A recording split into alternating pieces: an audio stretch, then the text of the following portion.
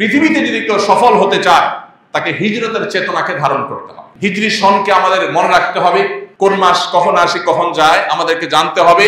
এটা আমাদের সন, আরবদের সন না, এটা মুসলমানদের সন। এর সাথে কোনো আরব দেশের, আরব বিশ্বের মানুষের কোনো সম্পর্ক নাই।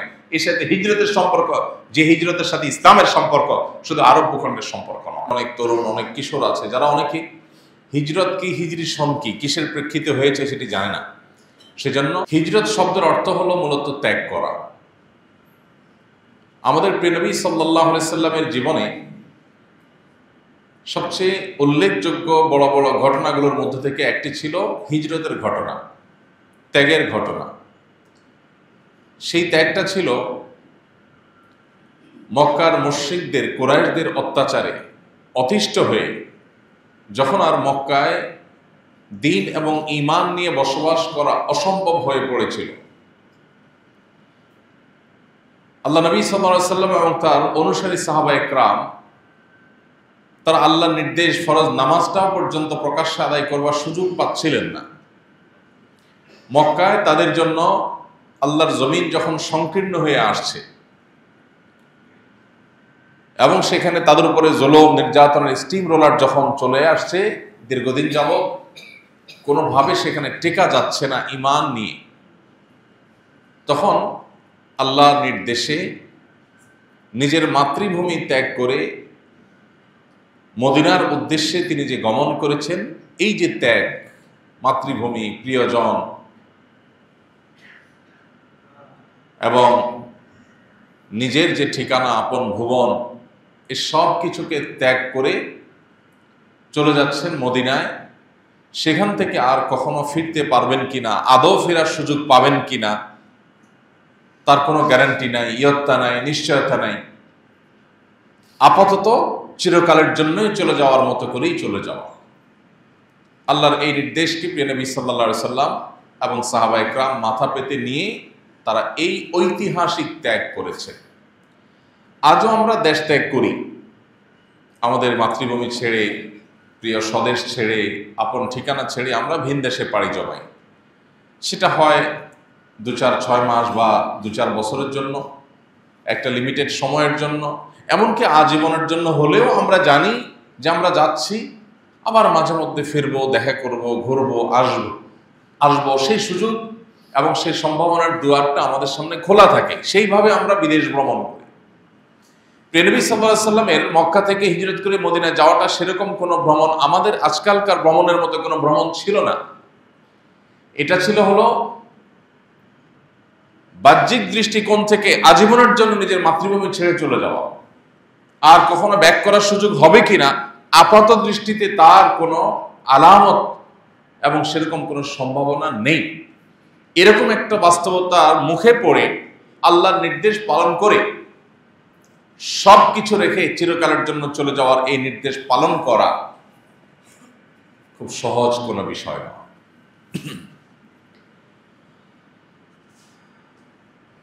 প্রিয় ভাইরা আমার, এই জন্যই পুরো কোরআন খুললে আপনি দেখবেন, হাদিসের পাতাগুলো উল্টালে দেখতে পাবেন হিজরতের মহিমা, হিজরতের তাৎপর্য, হিজরতের ফজিলত, এর মর্যাদা আল্লাহর কাছে কত বেশি সেগুলো উল্লেখ করা হয়েছে। কেন? কারণ আল্লাহর নির্দেশ পালনার্থে এত বড় স্যাক্রিফাইস করতে পারা, এত বড় ত্যাগ করতে পারা, এটা আল্লাহর কাছ থেকে পুরস্কার পাওয়ার অনেক বড় একটা মাধ্যম। এই জন্যই কোরআনে কারিমে আল্লাহ তাআলা বলেছেন, ওয়াল্লাযীনা আমানু ওয়াল্লাযীনা হাজারু, যারা ঈমান এনেছে এবং হিজরত করেছে যারা, ওয়াজাহাদু ফি সাবিলিল্লাহ, আল্লাহর নির্দেশ পালনার্থে যারা আল্লাহর রাহে জিহাদে রত হয়েছে, উলাইকা ইয়ারজুনা রাহমাতাল্লাহ, এই মানুষগুলো আল্লাহর রহমতের প্রত্যাশা করতে পারে। আল্লাহ তাদের রহমত দান করবেন এই বিশ্বাস তারা রাখবে। আল্লাহু গফুর রহিম, আল্লাহ তাআলা ক্ষমাশীল এবং দয়ালু। এর থেকে বোঝা গেল যে হিজরত এটা এমন একটা আমল যার মাধ্যমে আল্লাহ তাআলার রহমত আরো বহুবিধ উপকারিতা এবং সুন্নাহ থেকে আমরা জানি যে হিজরতের মাধ্যমে পাওয়া যায়। এই যে নবী সাল্লাল্লাহু আলাইহি সাল্লামের জীবনে বড় একটা ঘটনা, মক্কা থেকে হিজরত করে মদিনায় চলে আসতে হলো। তার বয়স যখন 53, তখন তাকে আল্লাহর পক্ষ থেকে নির্দেশ দেওয়া হলো এবং এই বয়সে তাকে তার পরিবারের সবাইকে রেখে একরকম তাকে অনেকটা নিঃসঙ্গ শুধু আবু বকর সিদ্দিক রাদিয়াল্লাহু আনহু একজন সহচরকে সাথে নিয়ে তিনি হিজরত করলেন। শুধু তিনি নন, তারপরে তার অনুসারী সাহাবায়ে কেরামদের উপর হিজরতের নির্দেশ যখন আল্লাহর পক্ষ থেকে এলো, তারাও একে একে হিজরত করলেন। কিন্তু সেই হিজরতগুলো ছিল বড় হৃদয় বিদারক। সারা জীবনের উপার্জন করা সহায় সম্পদ, স্থাবর সম্পদ, টাকা পয়সা, ধন দৌলত, জমি জমা, ভিটা বাড়ি, সবকিছু, এমনকি নিজের পরিবারের সদস্যদেরকে রেখেও অনেককে হিজরত করতে হয়েছে। আল্লাহ সেই নির্দেশ পালনার্থে সাহাবীরা কার্পণ্য করেন নাই, সবাই হিজরত করেছেন এবং নবী সাল্লাল্লাহু আলাইহি ওয়াসাল্লামের নির্দেশে প্রত্যেককেই মক্কা থেকে হিজরত করে মদিনায় যেতে আমরা দেখেছি। এই যে সবকিছু ছেড়ে ছেড়ে চলে আসা, আজকাল আমরা যে রিফিউজিদেরকে দেখি, শরণার্থীদেরকে দেখি, এক দেশ ছেড়ে আরেক দেশে তারা আশ্রয় নেয় যুদ্ধ বিগ্রহ লেগে গেলে, যান বাঁচানোর জন্য, জীবন রক্ষার জন্য। এইটার সাথেও নবী সাল্লাল্লাহু আলাইহি ওয়াসাল্লামের হিজরতকে পুরোপুরি কম্পেয়ার করা যায় না। কারণ এখনকার যারা রিফিউজি আছেন, যারা শরণার্থী আছেন, তারাও কিন্তু অনেক কিছু সাথে নিয়ে যেতে পারে। তাদেরকে দলে দলে হিজরত করতে দেওয়া হয়। নবী করিম সাল্লাল্লাহু আলাইহি ওয়াসাল্লামের সময়কার হিজরত ছিল, আপনারা জানেন যে তিনি রাতের অন্ধকারে আবু বকর রাদিয়াল্লাহু আনহুকে সাথে নিয়ে একাকী নিঃসঙ্গ বের হয়েছেন এবং অনেক কলা কৌশল করে তাকে মদিনা পর্যন্ত পৌঁছাতে হয়েছে। তাকে পেছনে ধাওয়া করা হয়েছে, অর্থাৎ তার ভূমিতে তাকে বসবাস করতে দেওয়া হবে না, বিকজ তিনি ঈমানদার, বিকজ তিনি আল্লাহর বান্দা, বিকজ তিনি তাওহীদে বিশ্বাসী। এই জন্য তার ভূমিতে তাকে থাকতে দেওয়া তো হবেই না, অন্য জায়গায় চলে যাবেন সেটাও দেওয়া হবে না। তাহলে জুলুমের মাত্রা কোথায় ছিল? কিন্তু আল্লাহর সেই কঠিন নির্দেশকেও নবী সাল্লাল্লাহু আলাইহি ওয়াসাল্লাম সাহাবায়ে কেরাম হাসি মুখে মেনে নিয়েছে। হিজরতের এই ঘটনা আপাত দৃষ্টিতে বেদনার ঘটনা, সব ছেড়ে ছেড়ে চলে গেছেন, কিন্তু একটু গভীরে প্রবেশ করলে, হিজরত পরবর্তী ঘটনা প্রবাহগুলোর প্রতি খেয়াল রাখলে, নজর দিলে দেখা যায় যে এই হিজরতই ছিল প্রিয় নবী সাল্লাল্লাহু আলাইহি ওয়াসাল্লাম, সাহাবায়ে কেরাম তথা মুসলিম জাতির ঘুরে দাঁড়ানোর সবচেয়ে বড় টার্নিং পয়েন্ট। আপাত দৃষ্টিতে শরণার্থীর মতো অসহায় হয়ে নিজ মাতৃভূমিতে সবকিছু ছেড়ে ছড়িয়ে, এমনকি পরিবারের সদস্যদেরকে রেখেও অনেকটা লুকিয়ে ছাপিয়ে রাতের অন্ধকারে মক্কা ছেড়ে মদিনায় গিয়ে পাড়ি জমাতে হয়েছে। যেখানে গিয়েছেন সেখানে নিজের কোনো ভিটা নাই, বাড়ি নাই, গাড়ি নাই, জমি জমা নাই, টাকা পয়সা নাই, ব্যাংক ব্যালেন্স নাই, ধনী গরিব হয়ে গেছেন, গরিব ধনী সব একাকার হয়ে গেছেন। এরকম একটা বাস্তবতার মুখোমুখি সাহাবায়ে কেরাম হয়েছেন। কিন্তু দেখা গেল যে এই হিজরতের পর থেকেই মুসলমানদের সাফল্য শুরু হলো। বদরের সফলতা এবং পরবর্তী সফলতাগুলো একের পর এক মুসলমানদের পদচুম্বন করতে করতে একটা সময় এই মক্কা, মাত্র কয়েক বছরের ব্যবধানে এই মক্কাকে নবী করিম সাল্লাল্লাহু আলাইহি ওয়াসাল্লাম আবার আল্লাহর অনুগ্রহে জয় করলেন, বীরের বেশে সেখানে প্রবেশ করলেন এবং যারা তাদেরকে এই মক্কা থেকে বের করে দিলেন তারাই নবী করিম সাল্লাল্লাহু আলাইহি ওয়াসাল্লামের অধীনস্থ হয়ে গেলেন। আল্লাহ তাআলা সেই ব্যবস্থা করলেন। প্রিয় ভাইরা আমার, হিজরতের এই ঘটনা আমাদের জীবনে বারবার পাঠ করা দরকার, পুনর্পাঠ করা দরকার এবং হিজরতের শিক্ষাকে আমাদের জীবনে ধারণ করা দরকার। আল্লাহ আমাদের সবাইকে সেই তৌফিক দান করুন। আমিন। আমরা আজকে যে বিষয়ে কথা বলেছিলাম সেটি হলো হিজরতের চেতনা। আমাদের প্রিয় নবী সাল্লাল্লাহু আলাইহি ওয়াসাল্লামের জীবনে যে হিজরত হয়েছে, এই হিজরতের মূল চেতনাটা কি? হিজরতের মূল চেতনা হলো প্রিয় নবী সাল্লাল্লাহু আলাইহি ওয়াসাল্লামের একটি হাদিসে বর্ণিত হয়েছে, সেটি হাদিসটি সহিহ বুখারী সহ অন্যান্য হাদিসের কিতাবে বর্ণিত হয়েছে। আব্দুল্লাহ ইবনে আমর রাদিয়াল্লাহু আনহু বর্ণনা করেছেন যে নবীজি সাল্লাল্লাহু আলাইহি ওয়াসাল্লাম বলেছেন, ওয়াল মুহাজিরু মান হাজারা মা নাহাল্লাহু আনহু। প্রকৃত অর্থে মুহাজির হলেন সেই ব্যক্তি, প্রকৃত অর্থে হিজরতকারী হলেন সেই ব্যক্তি যিনি আল্লাহর নিষিদ্ধ কাজ, বিষয় আশয় থেকে দূরে থাকে, সেগুলোকে ত্যাগ করে। আল্লাহর নিষিদ্ধ বস্তু, বিষয়, সেগুলো লোভনীয় হওয়া সত্ত্বেও সেগুলোকে যে ত্যাগ করে চলতে পারে, এই হলো প্রকৃত অর্থে হিজরতকারী। ইমাম ইবনুল কাইয়িম রাহিমাহুল্লাহ তিনি বলেছেন যে হিজরত দুই প্রকার, একটা তো হলো শারীরিক হিজরত, এক জায়গা থেকে আরেক জায়গায় চলে যাওয়া, স্থানান্তর হওয়া, এটা তো খুবই পরিষ্কার। বাট আরেকটা হিজরত আছে আত্মিক হিজরত, মানসিক হিজরত, মনের থেকে হিজরত। সেটা হলো যে আল্লাহর নিষিদ্ধ যে বিষয় বস্তু আছে সে সমস্ত জায়গা থেকে সরে আল্লাহর আদেশের জায়গায় ফিরে আসা, অন্যায় ছেড়ে ন্যায়ের জায়গায় ফিরে আসা, এটা হলো হিজরত, আসল হিজরত। মানুষ মন থেকে যখন আল্লাহর আদেশ নিষেধকে মাথা পেতে নেওয়া এবং আল্লাহর নিষিদ্ধ বস্তু এবং বিষয় থেকে সরে আসার সিদ্ধান্ত গ্রহণ করে, সেটাই হয় আসল হিজরত। এরপরে সেটা কখনো স্থানান্তরের মধ্য দিয়ে প্রকাশ পায়, সেটা কখনো অন্য কোনো স্যাক্রিফাইস বা ত্যাগের মধ্য দিয়ে প্রকাশ পায়। তো এই জন্য হিজরতের এই চেতনাকে ধারণ করা ছাড়া কেউ না সত্যিকারের মুসলমান হতে পারবে, আর কেউ না সত্যিকারের সাফল্য, সত্যিকারের বিজয় স্পর্শ করতে পারবে, দেখতে পাবে, যাবত না সে হিজরতের চেতনাকে ধারণ করে। কিয়ামত পর্যন্ত আগত মুসলমানদের, সব যুগের সব জায়গার মুসলমানদের বিজয় এবং তাদের চূড়ান্ত সাফল্যের মূল সিক্রেটস হলো এই হিজরত।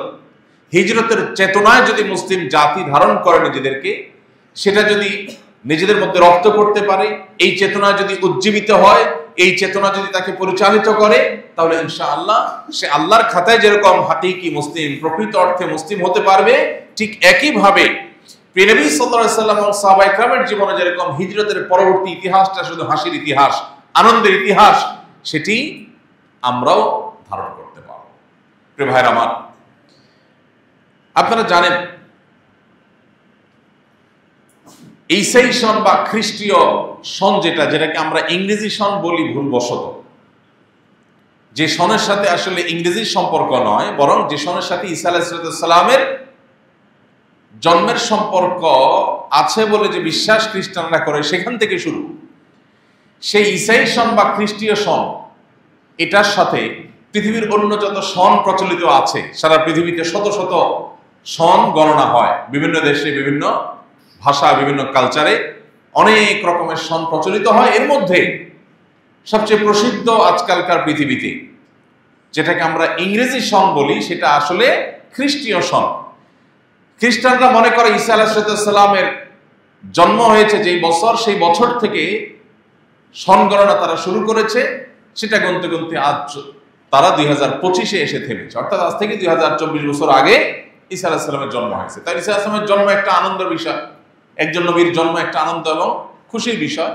সেই বছরকে এক ধরে গণনা করতে করতে আজ 2025 পর্যন্ত এনেছে খ্রিস্টানরা। এটার সাথে খ্রিস্টান ধর্মের সম্পর্ক, এটা ধর্মীয় সন, এটা কোনো ভাষাগত সন না। আমরা তো মনে করি এটা একটা ভাষাগত সন, এই জন্য ইংরেজি সন বলি আমরা। এটা খ্রিস্টানদের সন। আবার হিজরি সন যেটাকে আমরা বলছি, এটাকে অনেক মুসলমান বলেন আরবি সন। অনেকে মনে করেন, ধারণা করেন এটা আরবদের সন। আরব দেশে আরেকটা সন প্রচলিত আছে, মাসের নাম আলাদা আলাদা আছে, এবং সেটা এখনো প্রচলিত আছে। আরবরা সেটাকে এখনো সংরক্ষণ করে। আমরা যেরকম বাংলা সনকে গণনা করি হিজরি সন এবং ঈসাই সন খ্রিস্টাব্দের পাশাপাশি, আরবরা এরকম হিজরি সনের পাশাপাশি আরবদের ঐতিহ্যবাহী একটা সন, সেটা তারা গণনা করে। তো হিজরি সনটা মূলত আরবদের সন না, হিজরি সনটা হলো মুসলমানদের সন। এর সাথে আরবদের সম্পর্ক জড়িত নয়, এর সাথে মুসলমানদের সম্পর্ক এবং স্বার্থ জড়িত। প্রিয় নবী সাল্লাল্লাহু আলাইহি সাল্লামের হিজরতের বছরকে, যে বছর তিনি মক্কা থেকে হিজরত করে মদিনায় আসছেন, সেই বছরকে প্রথম ধরে এরপরে 2-3 গুনতে গুনতে আজ 1447তম বর্ষে আমরা পদার্পণ করলাম। সাহাবায়ে কেরাম যখন এই সন গণনা নিয়ে বৈঠক করেন, তখন রাষ্ট্রীয় বিভিন্ন চিঠি, মদিনা থেকে খলিফাদের বিভিন্ন চিঠি যখন বিভিন্ন জায়গায় যেত, মাস লেখা থাকতো রমজান, এতই রমজান, কোন সালের রমজান সেটা আর লেখা থাকতো না, কারণ সন গণনা তখন হিজরি সন শুরু হয়নি। তখন তারা দ্বিধায় পড়ে যেতেন, এই চিঠি কি এই বিগত রমজানের না তার আগের রমজানের। তখন সাহাবায়ে কেরাম মিটিংয়ে বসলেন, পরামর্শ ডাকলেন নিজেদের মধ্যে। সিনিয়র সাহাবীদের নেতৃত্বে মিটিং হলো, পরামর্শ হলো, মতামত নেওয়া হলো যে আমাদের একটা সন গণনা শুরু হওয়া দরকার, যাতে আমাদের রাষ্ট্রীয় মদিনা রাষ্ট্রের চিঠিগুলো এবং অন্যান্য কাগজপত্রগুলোতে সন লেখা থাকে এবং হিসাব নিকাশে ঝামেলা তৈরি না হয়। এখান থেকে হিজরি সনের সূত্রপাত। তখন সাহাবায়ে কেরাম এক একজন এক এক মত দিয়েছে। চূড়ান্তভাবে যেটা সিদ্ধান্ত হিসাবে গৃহীত হয়েছে সেটি হলো যে নবী করিম সাল্লাল্লাহু আলাইহি ওয়াসাল্লামের হিজরত থেকেই এই সনের গণনা শুরু হবে। মতামত অনেকগুলো ছিল, অনেক চমৎকার চমৎকার মতামত ছিল। কারো মতামত ছিল নবী সাল্লাল্লাহু আলাইহি ওয়াসাল্লামের জন্মের বছরকে প্রথম ধরে সন গণনা শুরু হোক। কারো মতামত ছিল মক্কার বিজয়ের ঘটনাকে এক ধরে সেখান থেকে সন গণনা শুরু হোক। কিন্তু চূড়ান্তভাবে সিদ্ধান্ত হলো যে নবী সাল্লাল্লাহু আলাইহি ওয়াসাল্লামের মৃত্যু বা জন্ম বা অন্য কোনো বিজয় এসব কিছুর কোনোটাই নয়। যেদিন হিজরত করতে হয়েছে যেই বছর, সেই বছরকে এক ধরে তারপরে সন গণনা শুরু হবে। এটা নিয়ে আমরা এর আগেও আপনাদেরকে বলেছিলাম যে এখানেই মুসলমানদের হিজরি সনের সাথে অন্য সব সন গণনার একটা মৌলিক পার্থক্য স্পষ্ট হয়। সবাই সাধারণত সুখের ঘটনাকে স্মরণ করে রাখতে চায়, স্মরণীয় করে রাখতে চায়। দুঃখের ঘটনাকে কেউ স্মরণীয় করে রাখতে চায় না। কেউ চায়? মানুষ দুঃখের ঘটনাকে ভুলতে চায়, তাই না? আর সুখের ঘটনাকে, আনন্দের ঘটনাকে মানুষ কি করতে চায়? স্মরণীয় করে রাখতে চায়। এই যে খ্রিস্টানরা আল্লাহ নবী ঈসা আলাইহিস সালামের জন্মের বছরকে তারা স্মরণ করিয়ে রাখতে চায়, স্মরণীয় করে রাখতে চেয়েছে, সেজন্য তারা ওখান থেকে সংগণনা শুরু করেছে তাদের ধারণা মতে। কিন্তু মুসলমানরা, আমরা যাদের উত্তরসূরি, সে আমাদের পূর্বসূরি সাহাবায়ে কেরাম, খোলাফায়ে রাশেদা, ওমর রাদিয়াল্লাহু তাআলা আনহু, অন্যান্য সাহাবায়ে কেরাম, তারা এই যে হিজরি সন এর গণনা শুরু করেছেন নবী সাল্লাল্লাহু আলাইহি ওয়াসাল্লামের হিজরত থেকে। এটা তো একটা বেদনাদায়ক ঘটনা, এটা তো একটা দুঃখের বছর। হিজরত করতে হয়েছে, মাতৃভূমি ছেড়ে চলে যেতে হয়েছে, এটা তো একটা বেদনাদায়ক অধ্যায়। এখান থেকে তারা সন গণনা কেন শুরু করেছেন, এর উত্তর আমরা এর আগের বছরও আপনাদেরকে বলেছিলাম। প্রিয় ভাইরা আমার, এর কারণ হলো সুখের ঘটনা, এটা মানুষ স্মরণ করলে উজ্জীবিত হয়, সন্দেহ নেই। মানুষের ভালো লাগে, সন্দেহ নেই। কিন্তু মানুষের জীবনে ঘুরে দাঁড়াবার সূচনা হয়, সূত্রপাত হয় মূলত দুঃখের ঘটনা থেকে। কঠিন সময় থেকে মানুষের ঘুরে দাঁড়াবার সূচনা, সূত্রপাত হয়। ভালো সময় থেকে মানুষ ঘুরে দাঁড়ায় না, ভালো সময় থেকে মানুষ খারাপের দিকে যায়, খারাপ থেকে মানুষ ভালোর দিকে আসে। হিজরত এমন একটা ঘটনা, যেই ঘটনার পর সাহাবায়ে কেরাম মদিনার মতো একটা রাষ্ট্র উপহার পেয়েছে। হিজরত এমন একটা ঘটনা, যেই ঘটনার পর সাহাবায়ে কেরাম পৃথিবীর সবচেয়ে বড় পরাশক্তিতে পরিণত হতে পেরেছে। হিজরত সেই ঘটনা, যেই ঘটনায় সাহাবায়ে কেরাম যে পরিমাণ শক্ট হয়েছেন, ব্যথিত হয়েছেন, কষ্ট পেয়েছেন, সেই কষ্টকে তারা সবর করে সয়ে আল্লাহর নির্দেশ মোতাবেক চলার মাধ্যমে একটা সময় এই মক্কাকেই তারা পুনরায় বিজয় করেছেন, বীরের বেশে, অনেকটাই রক্তপাতহীন ভাবে প্রায়। তো এই জন্য হিজরত যুগে যুগে মুসলমানদেরকে প্রেরণা দিবে যে যদি সাফল্যের পথ মানাতে চাও, যদি তুমি বিজয়ী এর বেশে পৃথিবীতে মাথা উঁচু করে দাঁড়াতে চাও, যদি তুমি আল্লাহর প্রিয় পাত্র হয়ে বেঁচে থাকতে চাও, ইমানদার হিসাবে যদি আল্লাহর কাছে জান্নাতি হিসাবে বিবেচিত এবং তালিকাভুক্ত হতে চাও, তাহলে হিজরতের চেতনায় উজ্জীবিত হওয়ার বিকল্প কোনো পথ তোমার সামনে খোলা নেই। এই বার্তা সাহাবায়ে কেরাম আমাদেরকে দিতে চেয়েছেন, কিয়ামত পর্যন্ত আগত ইমানদারদেরকে দিতে চেয়েছেন। সেই বার্তা আমরা কতখানি গ্রহণ করছি, সেটাই হলো গুরুত্বপূর্ণ বিষয়, সেটাই হলো মূল বিবেচ্য বিষয়। প্রিয় ভাইরা আমার, আজ ভোগবাদী এই পৃথিবীতে যেদিকে তাকাবেন আপনি, আমরা প্রায় এই কথা বলার চেষ্টা করি। চতুর্দিকে শুধুমাত্র ভোগের আয়োজন, ভোগের আহ্বান। একমাত্র আপনি দেখবেন ইসলাম আপনাকে ত্যাগের আহ্বান করে, ইসলাম আপনাকে স্যাক্রিফাইসের আহ্বান করে, ইসলাম আপনাকে আত্মনিয়ন্ত্রণের আহ্বান করে, ইসলাম আপনাকে হিজরতের চেতনায় উজ্জীবিত হতে আহ্বান করে। ইসলাম আপনাকে বলে আপনি হিজরতের চেতনায় উজ্জীবিত হন, মানে ত্যাগ করতে শিখেন, ছাড় দিতে শিখেন, স্যাক্রিফাইস করতে শিখেন। কোনো কিছুর প্রতি আপনার লোভ হয় এবং সেটা নেওয়ার সুযোগও আছে, বাট আল্লাহ নিষেধ করেছেন আমি আমার লোভকে জয় করব, আমি স্যাক্রিফাইস করব। এই শিক্ষা শুধু ইসলামই দিবে আপনাকে, আর পৃথিবীর কোন আইডিওলজি আপনাকে ত্যাগের শিক্ষা দিবে না। সবাই আপনাকে শুধু ভোগের শিক্ষা দিবে। আজকের যে যুদ্ধবাজদের জয় জয়কার গোটা বিশ্বে আমরা দেখতে পাচ্ছি, এই পৃথিবীতেও যদি আপনার অস্তিত্বকে টিকিয়ে রাখতে হয় তাহলে ভোগ নয়, আপনাকে স্যাক্রিফাইসের, ত্যাগের চেতনায় উজ্জীবিত হতে হবে। প্রিয় ভাইরা আমার,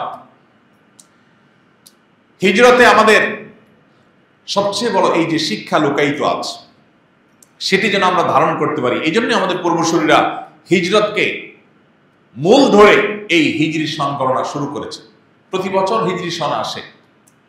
হিজরি সনের প্রতিটা মাসে, প্রতিটা বছরের শুরুতে বিভিন্ন প্রান্তে প্রান্তে দাঁড়িয়ে আমি মুসলমান হিসাবে কতটা মুহাজির হতে পেরেছি, আমি মুসলিম হিসাবে কতটা ত্যাগী হতে পেরেছি, কতটা স্যাক্রিফাইসকারী হতে পেরেছি, এই হিসেবটা আমাদেরকে মেলানো দরকার। আমরা যদি মানব ইতিহাসের শুরু থেকে আজ পর্যন্ত দেখি, আমরা যদি কোরআনে কারীমের পাতার পর পাতা উল্টাই, আমরা দেখতে পাবো আল্লাহ রাব্বুল আলামিন কোরআনে কারীমের পাতায় পাতায় হিজরতের গৌরব গাথা, হিজরতের গৌরবোজ্জ্বল ইতিহাসের কথা আল্লাহ তাআলা আলোকপাত করেছেন, আলোচনা করেছেন। আমাদের সেগুলোকে স্টাডি করতে হবে, পড়তে হবে। আপনি কোরআনে যদি তাকান, সূরা কাহফ, জুমার দিনে যেটি পড়ার জন্য নির্দেশনা রয়েছে হাদিসে, আমরা অনেকে নিশ্চয় আজকে তেলাওয়াত করেছি জুমার দিনে। এই সূরা কাহফের 9 থেকে 26 নম্বর আয়াত পর্যন্ত 17টি আয়াতে আল্লাহ রাব্বুল আলামিন কিছু বিপ্লবী বীর যুবকদের ঘটনা এবং ইতিহাস আলোচনা করেছে, যাদেরকে কোরআন এবং হাদিস তথা ইতিহাস হাজার হাজার বছর পরও আসহাবে কাহাফ বলে জানে। এই হাজার হাজার বছর আগে আসহাবে কাহাফের কিছু যুবক, কিছু তরুণ, আল্লাহ তাআলা তাদের সম্পর্কে বলেছেন যে ইন্নাহুম ফিতয়াতুন আমানু বিরাব্বিহিম ওয়া জিদনাহুম হুদা। তারা এমন কিছু যুবক ছিল যারা তাদের রবের প্রতি ঈমান এনেছে। সাধারণ কোন তরুণ নয়, সাধারণ কোন যুবক নয় যে রাস্তায় হেয়ালিপনা করে বেড়ায়, সাধারণ কোন যুবক নয় যে রাস্তায় দোকানে দোকানে রেস্টুরেন্টে আড্ডা মেরে মেরে তাদের যৌবনকে নষ্ট করে। এই হেয়ালিপনায় ডুবন্ত যুবক নয়, এমন যুবক যে যুবক ঈমানী চেতনায় উজ্জীবিত, যে যুবক তার গন্তব্য সম্পর্কে খবর রাখে, যে যুবক তার রবের পরিচয় পেয়েছে, যে যুবক সচেতন, সতর্ক, দায়িত্বশীল, আদর্শবান যুবক। আল্লাহ তাআলা বলেছেন তারা ঈমান এনেছে তাদের রবের প্রতি, ওয়াজিদনাহুম হুদা।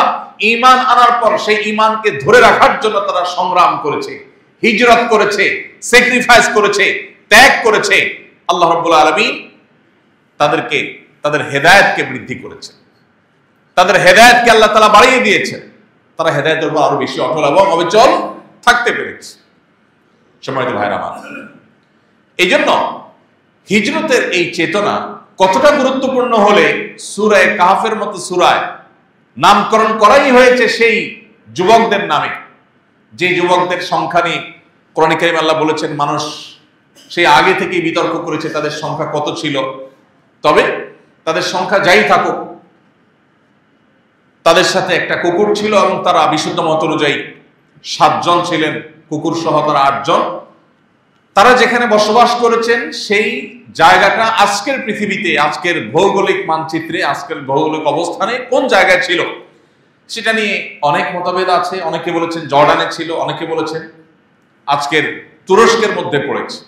যেটাই হোক না কেন, তুরস্ক বা জর্ডানে অবস্থান করা সেই যুবকেরা হাজার হাজার বছর আগে তাদের শাসক যখন শিরকে লিপ্ত হওয়ার জন্য তাদেরকে আহ্বান করেছে, গোটা জাতিকে শিরকে লিপ্ত হওয়ার জন্য আহ্বান করেছে, আল্লাহকে রব হিসাবে, আল্লাহকে সৃষ্টিকর্তা হিসাবে, আল্লাহকে বিধানদাতা হিসাবে, আল্লাহকে মালিক হিসাবে মানার পরিবর্তে যখন আল্লাহ ছাড়া অন্য কাউকে সেই জায়গায় বসাবার চেষ্টা করেছে এবং গোটা জাতিকে যখন বাধ্য করেছে শিরকে লিপ্ত হওয়ার জন্য, তখন এই যুবকরা দাঁড়িয়ে গেছে, বলেছে না গোটা জাতি করতে পারে আমরা 7 জন করব না। আমরা আমাদের রবের পরিচয় পেয়েছি, আমাদের রবের প্রতি ঈমান এনেছি, রবের সঙ্গে আর কাউকে আমরা শিরক করব না। তারা যখন অটল অবিচল ছিল, আল্লাহ রাব্বুল আলামিন আসহাবে কাফের সেই যুবকদেরকে হেদায়েত করলেন, তাদেরকে আল্লাহ পথ নির্দেশ করলেন, গাইড করলেন। তারা সেই এলাকা ত্যাগ করলো। তাদের সাথে একটা কুকুর, সেই কুকুরও তাদের সাথে চলে আসলো। আসার পর তারা অনেক দূর আসার পর একটা গুহা, বড় একটা গুহা দেখে তারা গুহার ভিতরে প্রবেশ করলো। আল্লাহ রাব্বুল আলামিন তাদেরকে অলৌকিকভাবে ঘুম পাড়িয়ে দিলেন। এই 17টি আয়াতে বিস্তারিত বিবরণ আল্লাহ তাআলা উল্লেখ করেছেন নিজেই। তাদেরকে আল্লাহ এমন ভাবে ঘুম পাড়িয়ে দিলেন যে ওয়াতাহসাবুহুম আয়কাযা ওয়া হুম রুকুদ, তাদেরকে দেখলে মনে হবে তারা জেগে আছে, চোখ খোলা, অথচ তারা ঘুমন্ত। আল্লাহ তাদেরকে ঘুম পাড়িয়ে দিলেন। এক ঘুমে তাদের কেটে গেছে কত বছর? আল্লাহ তাআলা কোরআনে বলেছেন যে ওয়ালাবিথু ফি কাফিম 300 সিনিনা ওয়াজদাদু তিসআ। কত বছর?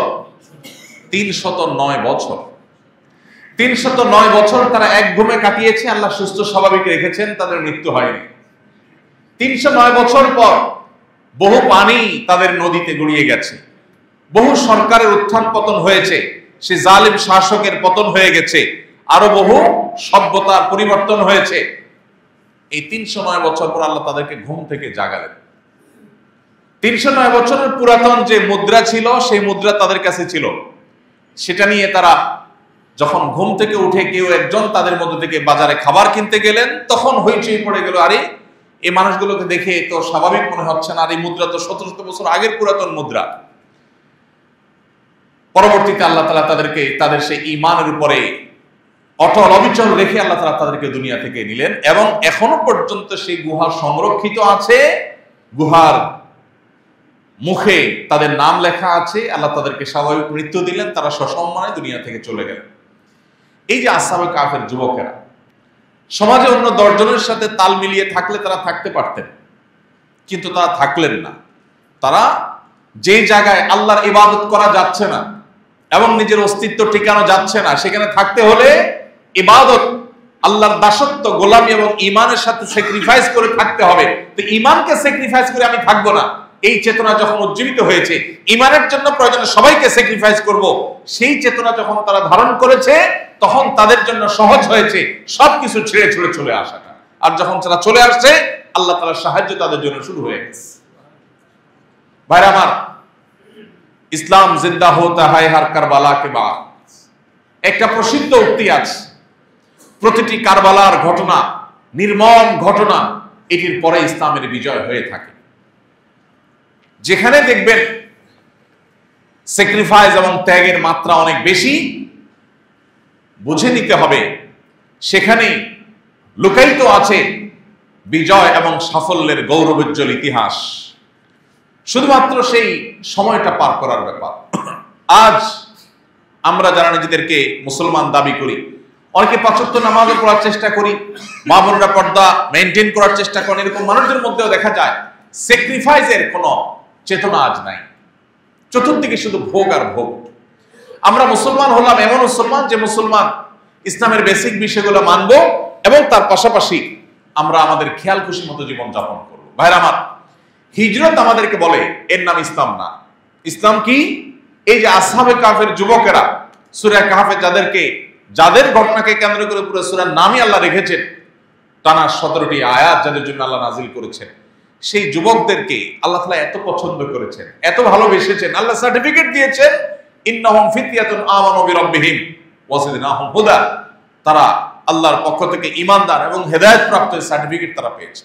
অতএব তারা যেভাবে স্যাক্রিফাইস করেছে, আজ আমাদের জীবনের পরতে পরতে, মোড়ে মোড়ে, জীবনের প্রত্যেকটা টার্নিং পয়েন্টে এরকম স্যাক্রিফাইস এবং হিজরত করার প্রয়োজন দেখা দেয়। আর আল্লাহ যা নিষেধ করেছেন, কোরআন এবং হাদিস যা নিষেধ করেছে, সেগুলোকে ত্যাগ করা, সেই সাইডকে ব্লক করা, সেগুলোকে না বলতে জানা, এটাই হলো মুহাজির। আর এই মুহাজিরই আল্লাহ তাআলার কাছ থেকে চূড়ান্তভাবে রিওয়ার্ড এবং পুরস্কার লাভ করবে। ভাইরা আমার, আজ গোলালো মার্কা মুসলমান ঘরে ঘরে, যারা নামাজও পড়ে আবার গানও শোনে, যারা রোজাও রাখে আবার হারাম উপার্জনও করে, যারা কোরআন তেলাওয়াতও শুনে আবার একই সাথে হারাম জিনিসও শুনে। আজ সেই মুসলমানের বড় অভাব, যে মুসলমান হিজরতের চেতনা নিজেকে উজ্জীবিত করতে পেরেছে, যে মুসলমান বেছে বেছে চলা শিখছে, যে মুসলমান আল্লাহ এবং তার রাসূলের নিষিদ্ধ বিষয়গুলো থেকে হিজরত এবং ত্যাগ এবং স্যাক্রিফাইস করা শিখেছে এবং সেটি আত্মস্থ করেছে, সেটিকে মন্থন করেছে, সেটিকে অনুসরণ করে চলে, এই মুসলমানের বড় বেশি অভাব। আমাদের আজ সিদ্ধান্ত নিতে হবে আমরা কি জান্নাতে যেতে চাই কিনা। আমাদের সিদ্ধান্ত নিতে হবে আমরা কি আমাদের পূর্বসূরি নবী করিম সাল্লাল্লাহু আলাইহি ওয়াসাল্লাম সাহাবায়ে কেরামের হিজরত পরবর্তী যে গৌরব গাথা সোনালী ইতিহাসের রচনা হয়েছে, আমরা কি সেই ইতিহাসের পুনরাবৃত্তি আমাদের জীবনে চাই কিনা। যদি চাই তাহলে আমাদেরকে হিজরতের পথ এটাকে অবলম্বন করতে হবে, তাহলে আমাদেরকে হিজরতের চেতনা উজ্জীবিত হতে হবে। তাহলে আল্লাহ নিষেধ করেছেন ঘুষকে, আমি ঘুষে যাব না, ঘুষ ছাড়া আমার সমাজে টেকাটা কঠিন হবে, আমার অস্তিত্ব ঠিকানা জটিল হবে, আমার সামাজিক অবস্থানটা টিকবে না, অন্যদের সাথে তাল মেলাতে পারবো না, তারপরও আমি সে পথে যাব না। কেন? কারণ আল্লাহ আমাকে নিষেধ করেছে। এর নাম হিজরত। আজকের মুহাজির হলেন সে যিনি আল্লাহর ভয়ে হারাম হওয়ার কারণে তার ঘুষের কারবার করে লাখপতি কোটিপতি হওয়ার সুযোগ থাকা সত্ত্বেও তিনি সে পথে গেলেন না, এই হলেন মুহাজির। প্রিয় ভাইরা আমার, এরকম শত শত হিজরতের নজির আমাদের সামনে আছে কোরআনে কারিমে। আমি যেটা বলছিলাম, পাতায় পাতায় আপনি হিজরতের গৌরব গাথা পাবেন, হিজরতের সোনালী ইতিহাস পাবেন। আজ আপনাকে প্রতিটি বিজ্ঞাপনের বিলবোর্ড, প্রায় শতভাগ বিজ্ঞাপনে বিলবোর্ড, প্রতিটা বিজ্ঞাপন ভিডিও হোক আর স্থির চিত্র হোক, প্রতিটা বিজ্ঞাপন আপনাকে ভোগের জন্য আহ্বান করে। একমাত্র কোরআন আপনাকে আহ্বান করে ভোগ নয়, ত্যাগ করতে শিখো। তুমি তোমার পরিবারের প্রত্যেকটা সদস্যকে ত্যাগী বানাও। আমি যেটি বলছিলাম, আজ যে সংঘাতময় পৃথিবীতে আমরা বসবাস করছি, আজকের পৃথিবীতে যদি আমাদের অস্তিত্বকেও টিকিয়ে রাখতে হয়, তাহলে ভোগবাদী সমাজ নয়, ত্যাগবাদী সমাজ, স্যাক্রিফাইস করার মতো সমাজ আমাদেরকে বিনির্মাণ করতে হবে। তাহলেই এই প্রতিকূল পরিবেশের মধ্যে আমরা নিজেদের অস্তিত্বকে টিকিয়ে রাখতে পারব। আমি একটা কথা প্রায় বলি, আমরা প্রত্যেকটা মানুষ আমাদের ছেলে মেয়েদেরকে ভোগী করে তুলি। খুব স্বল্প সংখ্যক অভিভাবক আছেন যারা তাদের ছেলে মেয়েদেরকে, ছোট ভাই বোনদেরকে, অধীনস্থদেরকে ত্যাগী করেন। তারা যা চায় কিভাবে তা পূরণ করবো এটা নিয়ে আমরা মরিয়া হয়ে যাই। সন্তানের চাওয়া পূরণের জন্য বাবা মা পাগল হয়ে যান, অস্থির হয়ে যান, ব্যাকুল হয়ে যান। তাদের এই পাগল পরা হওয়াটাকে আমরা পজিটিভলি দেখি, কিন্তু এর বাইরেও একটা ভাবনা আছে, এর বাইরেও একটা জগৎ আছে। আমাদের সন্তান তার জীবনে যা চাইবে তার সবকিছু পাবে না, পাবে। এই সন্তান যখন বড় হবে, সে যখন কর্মজীবনে যাবে, সে যখন এই পৃথিবীর বিভিন্ন প্রান্তে প্রান্তরে তাকে যেতে হবে, তখন সে যা কিছু চাইবে সবকিছুই কি তার জন্য বেটে বলে হবে?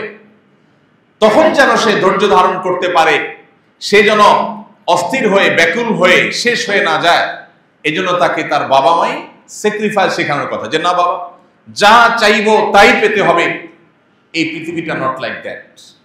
এই পৃথিবীটা এরকম না যে তুমি যা চাইবে তাই পাবা। সো তোমাকে স্যাক্রিফাইস করা শিখতে হবে। এই স্যাক্রিফাইসের শিক্ষাটাই ইসলাম দিতে বলে, আর কেউ আপনাকে বলবে না। ভাইরা আমার, হিজরত সেই চেতনার কথা আমাদেরকে বলে। আপনি যদি সূরা ইউসুফ খোলেন, আপনি দেখতে পাবেন আল্লাহ নবী ইউসুফ আলাইহিস সালাতু ওয়াস সালাম, তার জীবনে হিজরতের চেতনা ছিল। তিনি পরিষ্কারভাবে বলেছেন, যখন তাকে মিশরের রাষ্ট্রপ্রধানের স্ত্রী অপকর্মের প্রতি আহ্বান করেছে, জেনার প্রতি আহ্বান করেছে, তখন তিনি বলেছেন তিনি আল্লাহকে ভয় করেন। ইন্নী আখাফুল্লাহ। আল্লাহকে ভয় করার এই চেতনা, এটি তাকে স্যাক্রিফাইস করতে শিখিয়েছে। তিনি বলেছেন না, লোভনীয় অফার, কিন্তু আল্লাহ দেখছেন, আল্লাহ নিষেধ করেছেন, আমি হারামের পথে পা বাড়াতে পারি না। তিনি বলেছেন রাব্বিস সিজনু আহাব্বু ইলাইয়া মিম্মা ইয়াদউনানি ইলাইহি। আল্লাহ, তারা আমাকে যে পাপ কাজের প্রতি আহ্বান করছে, মানুষ হিসেবে মানুষের মন সেদিকে টানে। ইন্নান নাফসা লাআম্মারাতুম বিসসু, তিনি নিজে বলেছেন তারা যেটা প্রতি আহ্বান করছে, মানবীয় প্রকৃতি সেদিকে টানে সাধারণত। এরপরেও তিনি বলছেন এই পথে না গেলে, তাদের কথা না শুনলে তারা আমাকে জেলে পুরে দিচ্ছে, তারা আমাকে আমার জীবন থেকে অনেকগুলো বছর তারা কেটে নিয়ে মিথ্যা অভিযোগ দিয়ে, শুধু জেলে পুরাতো নয়, মিথ্যা অভিযোগ দিয়ে জেলে পুরে রাখবে। ক্বালা রাব্বিস সিজনু আহাব্বু ইলাইয়া মিম্মা ইয়াদউনানি ইলাইহি, ইউসুফ আলাইহিস সালাম বলেন, ও আমার রব, ও আমার আল্লাহ, তারা আমাকে যে পাপ কাজের প্রতি আহ্বান করছে, মনও সেদিকে টানে, কিন্তু আমার কাছে আপনার অবাধ্যের পথে যাওয়ার চাইতে জেলে যাওয়াটা অধিকতর প্রিয়। তখন তিনি হিজরত করলেন, তখন তিনি স্বাভাবিক জীবন ছেড়ে জেল জীবনে চলে গেলেন। কেন? আল্লাহর নিষিদ্ধ বস্তু থেকে বাঁচার জন্য। আপনি এভাবে যদি কোরআন খোলেন, আপনি দেখবেন আল্লাহ নবী নূহ আলাইহিস সালাম আল্লাহর নির্দেশ, ঈমানের উপরে টিকে থাকার প্রয়োজনে আল্লাহর নির্দেশে হিজরত করে নৌকা আরোহণ করে নিজ এলাকা ত্যাগ করলেন। আল্লাহ নবী ইব্রাহিম আলাইহিস সালাম যখন ইরাকে তার জন্মস্থান যেখানে, সেখানে ঈমান নিয়ে, তাওহীদ নিয়ে আর টিকে থাকা যাচ্ছে না, তার জাতি তাকে বাধ্য করছে, সংগ্রাম করেছেন, লড়াই করেছেন, যখন আর পারছেন না, তখন তিনি আল্লাহর নির্দেশে সেখান থেকে হিজরত করলেন, কখনো ফিলিস্তিনে, কখনো মিশরে। এভাবে আল্লাহ নবী লূত আলাইহিস সালাম যখন তার জাতির সমকামিতার অপরাধকে, এটাকে দমন করবার জন্য, ঠেকাবার জন্য সর্বশক্তি দিয়ে সারা জীবন সংগ্রাম করে গেলেন, কিন্তু যখন দেখছেন আর কোনোভাবে তাদেরকে নিবৃত্ত করা যাচ্ছে না, আল্লাহর নির্দেশে সেই জায়গা থেকে, নিজের ঠিকানা থেকে তিনি হিজরত করে চলে গেলেন। এভাবে আমরা দেখি আল্লাহ নবী মূসা আলাইহিস সালাম, তিনিও আল্লাহর নির্দেশে একটা সময় তাকে হিজরত করতে হয়েছে, মুহাম্মদ সাল্লাল্লাহু আলাইহি ওয়াসাল্লামকে হিজরত করতে হয়েছে। প্রিয় ভাইরা, আমরা আজ ভূখণ্ডের হিজরতের প্রয়োজন যেখানে আছে কোন কোন ক্ষেত্রে, কোন কোন পৃথিবীর কোন প্রান্তের মানুষের জন্য, আমরা বরং আমাদের দেশের প্রেক্ষাপটে যদি বলি, আমরা উল্টাটা করি। যেখানে ঈমান রক্ষা করার জন্য, আমার ঈমানের জন্য অনুকূল পরিবেশে যাওয়ার কথা, সেখানে মুসলমানদের পরিবেশ রেখে একটু ভালো জীবন যাপন করবার জন্য, লাক্সারিয়াস লাইফ লিড করার জন্য আমরা পাড়ি জমাই এমন দেশে যেখানে আমার ঈমান বা আমল সেফ বা নিরাপদ না। বাবা মা সযত্নে নিজের আদরের সন্তানকে সজ্ঞানে টাকা পয়সা খরচ করে বিভিন্ন জায়গায় জায়গায় দৌড়ঝাঁপ করে হলেও সন্তানকে পাঠিয়ে দিচ্ছেন কোথায়? এমন কোন জায়গা যেখান থেকে সে ঈমান নিয়ে ফিরে আসার সম্ভাবনা ক্ষীণ। কেন পাঠিয়ে দিচ্ছেন? একটু ভালো থাকবার জন্য। সামান্য কয়েকটা বছর যাপন অনন্তকালের জীবন সামনে আসছে। আজ হিজরতের চেতনাকে ধারণ করা তো দূরের কথা, হিজরতের উল্টা চেতনাকে আজ আমরা ধারণ করে বসে আছি। আল্লাহ তাআলা আমাদের সম্বিত যেন ফিরে আসে, আমাদের হুর যেন ফিরে আসে, সেই তৌফিক আমাদের সবাইকে দান করুন। আমরা যেন হিজরতের চেতনায় উজ্জীবিত হতে পারি, সকল হারাম, সকল অন্যায়, সকল পাপাচার, সকল অপরাধ, এগুলো থেকে বেঁচে থাকার সংগ্রামে যেন আমরা জয়ী হতে পারি। বিশেষ করে আমাদের তরুণ ভাইরা, ইউসুফ আলাইহিস সালামের জীবনটাকে বারবার আপনাদের পড়া দরকার। সূরা ইউসুফটা আপনাদের বারবার তেলাওয়াত করা দরকার অর্থ সহকারে। আজ আপনাদের চরিত্রকে নষ্ট করবার জন্য এমন কালচার ডেভেলপ করা হয়েছে গোটা বিশ্বব্যাপী, যে আপনার চরিত্রকে আপনি কোনোভাবে ঠিক রাখাটা, এটা আসহাবে কাফের যুবকদের সংগ্রামের মতো, ইউসুফ আলাইহিস সালামের সংগ্রামের মতো কঠিন সংগ্রাম করা ছাড়া সম্ভবপর নয়। সেরকম একটা পৃথিবী, সেরকম একটা বিশ্ব বাস্তবতার মধ্য দিয়ে আপনারা যাচ্ছেন। ইউসুফ আলাইহিস সালামরা যুগে যুগে টিকে আছে, আর যুগের লম্পট চরিত্রহীনরা তারা আস্থা করে নিক্ষিপ্ত হয়ে গেছে ইতিহাসের জাহান্নামের, তাদের ঠিকানা হয়ে গেছে। আপনাকে বেছে নিতে হবে, আপনি কি ইউসুফ আলাইহিস সালামের মতো সংগ্রামী জীবন গ্রহণ করবেন? আপনি কি স্যাক্রিফাইসের জীবন গ্রহণ করবেন, নাকি ভোগবাদী জীবনে আপনি গা ভাসাবেন? সিদ্ধান্ত আপনাকে নিতে হবে। পরিবারের সদস্যরা বসে সিদ্ধান্ত নিতে হবে, আমরা কি জান্নাতে যেতে চাই নাকি জাহান্নামে? যদি জান্নাতে যেতে চাই, তাহলে আমাদের সামনে হিজরতের চেতনা, এটাকে ধারণ করার কোনো বিকল্প পথ আর খোলা নেই। আল্লাহ আমাদের সবাইকে আমাদের জীবনের পরতে পরতে, জীবনের মোড়ে মোড়ে, জীবনের বাঁকে বাঁকে, জীবনের প্রত্যেকটা স্তরে এসে আমাদেরকে আল্লাহ তাআলা হিজরতের চেতনায় উজ্জীবিত হওয়ার তৌফিক দান করুন। মনে রাখবেন, সুদ ঘুষের টাকায় একটার পর একটা ফ্লোর, একটার পর একটা ফ্ল্যাট, প্লট, বাড়ি, গাড়ি করা, এটা সমাজের কমন চিত্র। সমাজের স্রোতের বিপরীতে চলতে পারে সময়ের আসহাবে কাফের যুবকেরা। মনে রাখবেন, যুবক হয়ে কলেজ, বিশ্ববিদ্যালয়ে বা যে কোনো জায়গা নিজের চরিত্রকে ধ্বংস করে দেওয়া, হারাম পথে নিজের যৌবনকে ব্যয় করা, এটা এখন কমন কালচার। এটার বিপরীতে চলতে পারে সময়ের ইউসুফ আলাইহিস সালামেরা। অতএব সিদ্ধান্ত আমাদেরকে নিতে হবে, আমরা কোন পথে আগাবো। আল্লাহ রাব্বুল আলামিন ফিতনা সংকুল এই পৃথিবীতে যখন ভোগের প্রতি আহ্বান, যেদিকে তাকাবেন সেদিকেই পাবেন, সেরকম একটা সময়ও কোরআনকে সামনে রেখে, কোরআনের আদর্শকে সামনে রেখে সেই হিজরতের চেতনায় উজ্জীবিত হয়ে আল্লাহ যেন আমাদের সবাইকে খাঁটি মুসলমান হিসেবে টিকে থাকার তৌফিক দান করেন। মনে রাখবেন, চূড়ান্ত সাফল্য আল্লাহ তাআলা ভোগবাদীদেরকে দেন না, ত্যাগীদেরকে দেন, স্যাক্রিফাইসকারীকে দেন। আমাদের বহু ভাইকে আমরা দেখেছি লাখ টাকার বেতন ছেড়ে 1000 টাকার ফিগারের বেতনে চলে আসছেন। কেন? হারামকে ছেড়ে হালালের পথে এসেছেন সেজন্য। বহু যুবককে দেখেছি অনেক সম্ভ্রান্ত, অনেক অভিজাত শ্রেণী মানুষদের সাথে তার উঠা বসা আড্ডা ছিল, কিন্তু সেটা স্যাক্রিফাইস করে চলে এসেছেন খুব সাদামাঠা জীবনে। কেন? আল্লাহকে খুশি করবার জন্য।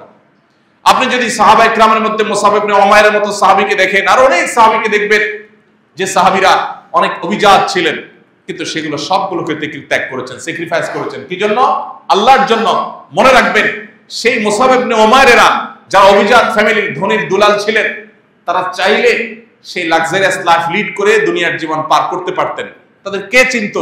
আজ মুসআব ইবনে উমাইরেরা, আজ সে সমস্ত সিনিয়র অভিজাত সাহাবীরা, আজ ওসমান ইবনে গনিরা যারা অভিজাত ছিলেন, ধনী ছিলেন, আল্লাহর নির্দেশের সামনে যখন সব বিলীন করে দিয়েছেন, স্যাক্রিফাইস করেছেন, 1500 বছর পরও আজ তারা পৃথিবীতে প্রাসঙ্গিক, তারা অনুসরণীয়, তারা আমাদের মাতার তাজ। অতএব পৃথিবীতে আখিরাত তো আছে, পৃথিবীতে যদি কেউ সফল হতে চায় তাকে হিজরতের চেতনাকে ধারণ করতে হবে। আল্লাহ আমাদের সবাইকে সেটাকে তৌফিক দান করুন। হিজরি সনকে আমাদের মনে রাখতে হবে, কোন মাস কখন আসে কখন যায় আমাদেরকে জানতে হবে, এবং সেটাকে আমাদেরকে মুখস্থ রাখতে হবে। এটা আমাদের সন, আরবদের সন না, এটা মুসলমানদের সন। এর সাথে কোনো আরব দেশের, আরব বিশ্বের মানুষের কোনো সম্পর্ক নাই। এর সাথে হিজরতের সম্পর্ক, যে হিজরতের সাথে ইসলামের সম্পর্ক, শুধু আরব ভূখণ্ডের সম্পর্ক নয়। আল্লাহ তাআলা আমাদের সবাইকে এই চেতনাকে ধারণ করা এবং এটাকে উজ্জীবিত হওয়ার তৌফিক দান করুন। আস-সুন্নাহ ফাউন্ডেশন, উম্মার স্বার্থে, সুন্নাহর সাথে।